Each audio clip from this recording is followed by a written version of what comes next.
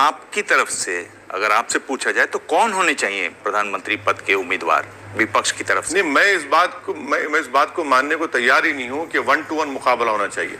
नहीं होना चाहिए। वो प्रधानमंत्री पद का तो एक ही उम्मीदवार होगा, एक ही प्रधानमंत्री। 543 एमपी के लोकसभा की सीटें हैं।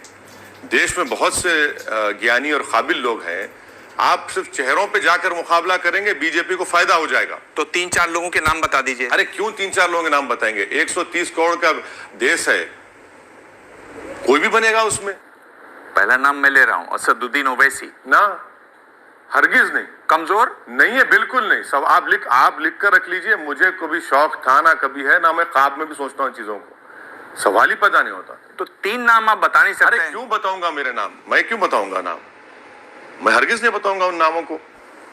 क्या बताएंगे भाई आप? शहजादे, दीदी, चाचा, ये क्या है? ये छोड़ दीजिए इनको। देश बहुत बड़ा है इन लोगों से।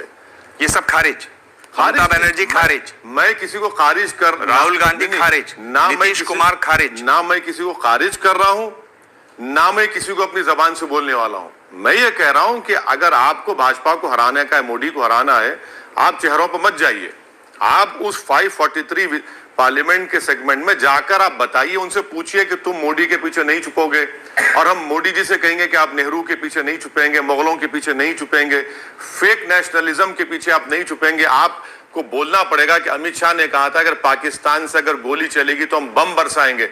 अरे बरसाइए ना चीन के ऊपर, क्योंकि चीन जान चुका है कि नरेंद्र मोदी अपनी डोमेस्टिक पॉपुलैरिटी के लिए कोई ऐसा काम चीन के खिलाफ नहीं करेंगे। तो चीन उस कमजोरी को समझ चुका है।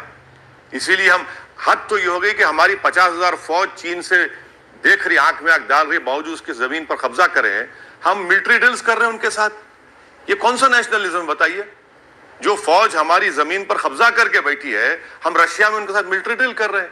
यही तो क्वेश्चन करना पड़ेगा। ये देखिए, मोदी के नाम को आपने इतना बड़ा चढ़ाकर पेश कर दिया, मैंने, आपने, तमाम लोग जो भी हैं, कि क्या हुआ भाई? पंडित नेहरू के बाद इतना बड़ी मेजॉरिटी के साथ एक पावरफुल प्राइम मिनिस्टर आया। उन्होंने देश के लिए क्या किया? आज भी 20 करोड़ लोग रात में भूखे सोते हैं, 4,500 बच्चे रोज मरते हैं, सुसाइड सबसे ज्यादा इस साल हुआ है, किसानों की इनकम छोड़िए, इनकम गिर चुकी है, महंगाई आसमानों को सर छू रही है, इन्फ्लेशन, बेरोजगारी सबसे ज्यादा पूरे देश, पूरी दुनिया में अगर है तो भारत में है। तो ये चेहरे पर मत जाइए।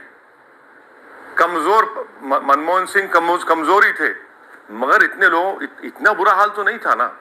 सब पार्टियां थी उसमें, कांग्रेस बड़ी पार्टी जरूर थी, सब खिचड़ी सरकार थी। तो चलिए कमजोर को प्राइम मिनिस्टर बनाते और देखते हैं देश तरक्की करेगा नहीं करेगा।